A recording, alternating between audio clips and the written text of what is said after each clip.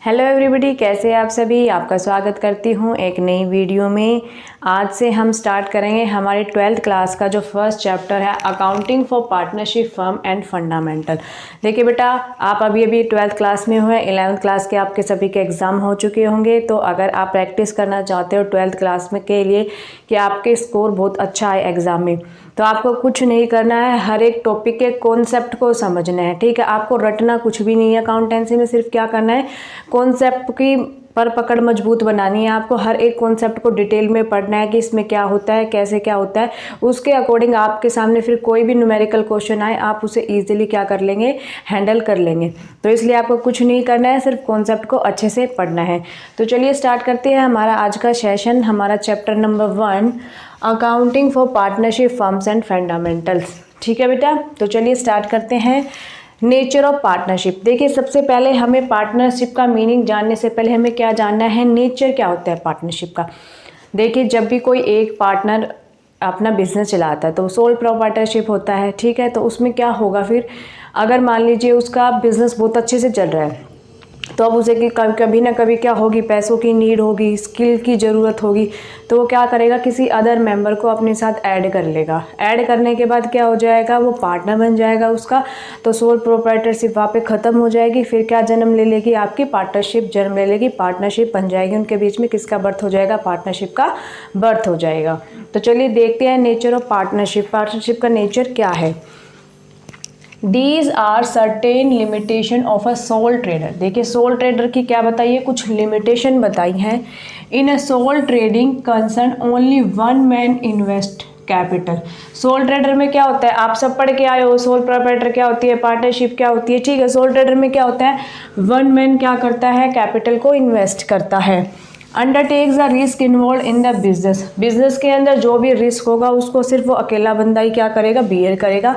And controls the whole affairs of the business. और business के सारे कामों का भार भी उस अकेले आदमी पर होता है। But one man's capital, skill, controlling and risk taking capacity are generally limited. सही बात है भाई, एक बंदे के अंदर कितनी सारी कैपेसिटी होगी कि वो पूरे बिजनेस को भी चला रहा है, स्किल भी उसी की यूज़ हो रही है, हमारे पैसे भी उसी के लग रहे हैं, सारा अफेयर भी उसी को संभालना है। ठीक है, देयरफॉर सम पर्सन्स में कंबाइन। इसके लिए क्या करते हैं, सम पर्सन को क्या कर लिया जाता है, कंबाइन कर लिया जाता है। And enter into an agreement to form a partnership. ठीक है, जब भाई अकेले बंदे पर इतना सारा बर्डन आ जाएगा तो वो क्या करेगा, अपनी मदद के लिए किसी और मेंबर को एंटर करेगा, या फिर उसको स्किल की ज़रूरत होगी या फिर कैपिटल की ज़रूरत होगी तो क्या करेगा, सेकंड मेंबर को या अदर 2-3 मेंबर को क्या कर लेगा, ऐड ऑन कर लेगा। ऐड ऑन करने से सोल प्रोप्राइटर का किसका रूप ले लेगी, पार्टनरशिप का रूप ले लेगी। तो अब चलिए यहाँ से देखिए, अब यहाँ पे लिखा है पार्टनरशिप से regard. Partnership is a relation of mutual trust and faith. देखिए, पार्टनरशिप क्या होती है, म्यूचुअल ट्रस्ट एंड फेथ होता है पार्टनर के बीच में। अगर आप किसी के साथ काम करना चाह रहे हो, मान लीजिए आप सोल प्रोप्राइटर है और आप किसी को अपने साथ काम पे लाना चाहते हो, तो आप सबसे पहले उससे क्या उम्मीद रखोगे कि वो आपका ऊपर पूरा फेथ रखे, आप उसके ऊपर फेथ रखे। अगर विश्वास ही नहीं होगा तो फिर पार्टनरशिप चलेगी कैसे। तो एक दूसरे पर क्या होना चाहिए, फेथ होना चाहिए। In order to maintain this trust and equitable manner, partnership account should present, sorry ये एक लाइन मिस हो गया बेटा। In order to maintain this trust, इस ट्रस्ट को मेंटेन करने के लिए it is necessary that the partnership accounts be maintain. ठीक है, इस ट्रस्ट को बनाए रखने के लिए क्या जाता है, पार्टनर्स के जो अकाउंट होते हैं वो मेंटेन किए जाते हैं in an honest, accurate and equitable manner. यानी कि भाई अच्छे से क्या करे जाएंगे, सभी पार्टनर्स के क्या किए जाएंगे, अकाउंट मेंटेन किया जाएंगे उनके लिए, ट्रस्ट मेंटेन करने के लिए। ठीक है, partnership account should present a true and fair picture of the partnership business. जो पार्टनरशिप जो अकाउंट हम बनाएंगे, हम आगे करेंगे सारे अकाउंट्स, कौन कौन से अकाउंट बनाए जाते हैं वो क्या होंगे, फेयर पिक्चर प्रदान करेंगे, किसकी, पार्टनरशिप बिजनेस की। For this purpose it is necessary to study the definition of partnership as given in the partnership act.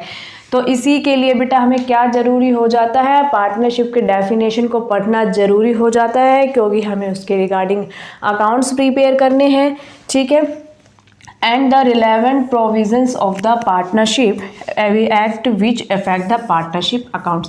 तो देखिए ये सारी चीज़ों को ध्यान में रखते हुए हमें क्या करना पड़ेगा, पार्टनर्स के अकाउंट मेंटेन करने पड़ेंगे, उसके रिगार्डिंग जो एक्ट दे रखे हैं पार्टनरशिप एक्ट 1932 में उसको रीड आउट करना पड़ेगा, उन्हीं के बेसिस पर हम क्या बनाएंगे, हमारे अकाउंट्स प्रिपेयर करेंगे। ठीक है, तो देखिए अब आपको इसी से पता चलता है कि पार्टनरशिप क्या होती है। जब दो या दो से अधिक व्यक्ति आपस में मिलकर जब प्रॉफिट शेयर करते हैं तो उसी को हम क्या बोलते हैं बेटा, पार्टनरशिप बोलते हैं।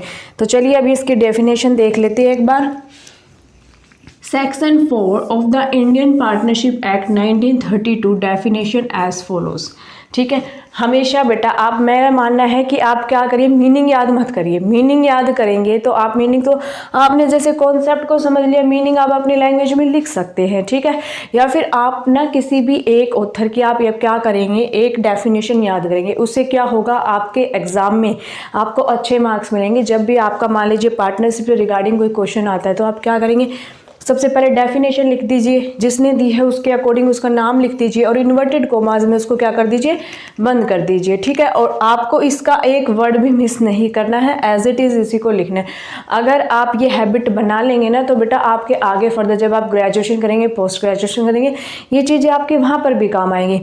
एग्जामिनर को लगता है कि आपको बहुत अच्छे से कॉन्सेप्ट आता है तभी आपने डेफिनेशन लिखी है, इसलिए मेरी माने तो आप मीनिंग की तरफ मत जाए, आप डेफिनेशन, एक डेफिनेशन याद कर लीजिएगा। ठीक है, नहीं भी करेंगे तो अभी 12th में तो इतनी इंपॉर्टेंट नहीं है, क्योंकि आपकी थ्योरी क्या आती है बेटा, बहुत कम मार्क्स की थ्योरी आती है। लेकिन जैसे आप ग्रेजुएशन करेंगे, पोस्ट ग्रेजुएशन करेंगे तो उसमें आपके बहुत काम आएगी ये चीज़ें। ठीक है, तो चलिए हम देखते हैं हमारी definition. Partnership is the relation between persons. Partnership क्या होती है, पर्सन्स के बीच में रिलेशन होता है। Who have agree to share the profits, जो किसके लिए एग्री करते हैं, प्रॉफिट को शेयर करने के लिए एग्री करती है। Of a business carried on by all or any of them action for all. ठीक है, यानी कि उनके द्वारा काम किया जाएगा या किसी के भी द्वारा काम किया जाएगा तो उसका भार सभी मेंबर्स पर होगा। ठीक है, तो ये किसकी डेफिनेशन है, हमारी पार्टनरशिप की डेफिनेशन है according to section 4 of Indian partnership act 1932। ठीक है, तो ये थी हमारी डेफिनेशन। मीनिंग आपको समझ में आई गया होगा कि पार्टनरशिप हम क्यों बनाते हैं। सोल प्रोपराइटर में कुछ कमी होती है, उसी को पूरा करने के लिए क्या बनाई जाती है, पार्टनरशिप प्रिपेयर की जाती है। ठीक है, बनाई जाती है पार्टनरशिप।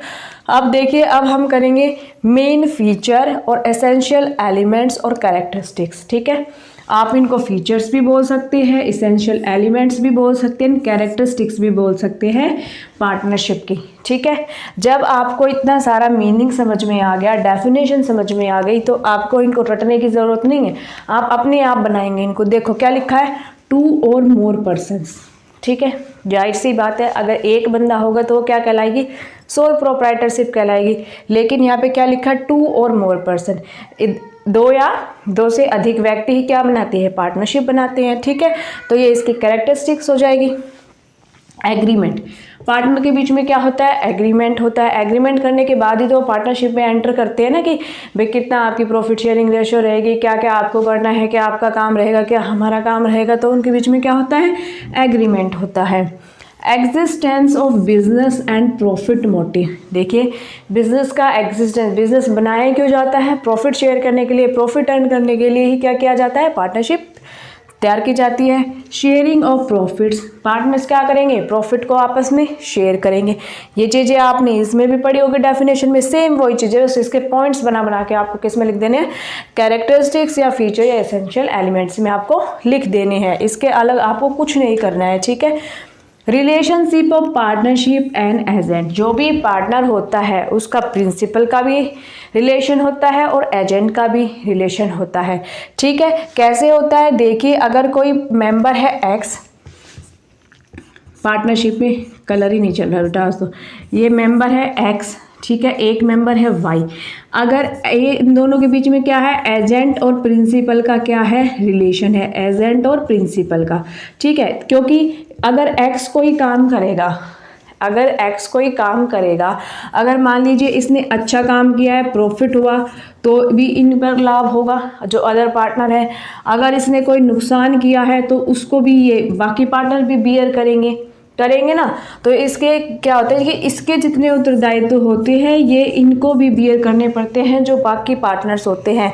इसलिए इनको क्या बोलते हैं कि एक दूसरे के एजेंट भी होते हैं और प्रिंसिपल भी होते हैं। ठीक है, नेक्स्ट देखिए, business carried on by all, business सबके द्वारा कैरी किया जाएगा, and any of them acting for all. इसमें भी बेटा सेम यही एग्जांपल हमारा लागू होता है कि एक के द्वारा किया गया काम दूसरे पर भी क्या होता है, लागू होता है। एक ने गलती करी तो सबको बियर करनी पड़ेगी, एक ने प्रॉफिट अर्न किया है तो सबको प्रॉफिट में हिस्सा मिलेगा। ठीक है, आया आपको पार्टनरशिप का कॉन्सेप्ट समझ में। अभी इसमें देखिए बेटा एक important note, partnership can not come into existence in the absence of any one of the above mention essential features. ठीक है, अगर इनमें से कोई भी एक एसेंशियल फीचर नहीं होगी तो वहाँ पर हम क्या नहीं कह सकते कि वो क्या है, पार्टनरशिप है। पार्टनरशिप में इन सब का होना क्या है बेटा, बहुत ही ज़रूरी है। ठीक है, तभी हम उसको क्या मानेंगे, पार्टनरशिप मानेंगे। ठीक है, आया आपको सारा कॉन्सेप्ट समझ में। हमने क्या क्या किया आज, हमने पार्टनरशिप का मीनिंग पढ़ा, डेफिनेशन पढ़ी, characteristics, main feature, essential elements हमने पढ़े। कल की क्लास में हम करेंगे rights of a partner, partner के राइट्स क्या क्या होते हैं। ठीक है, वीडियो अच्छी लगी हो तो बेटा वीडियो को जरूर से लाइक करना है, चैनल को सब्सक्राइब करना है। मिलते हैं नेक्स्ट वीडियो में।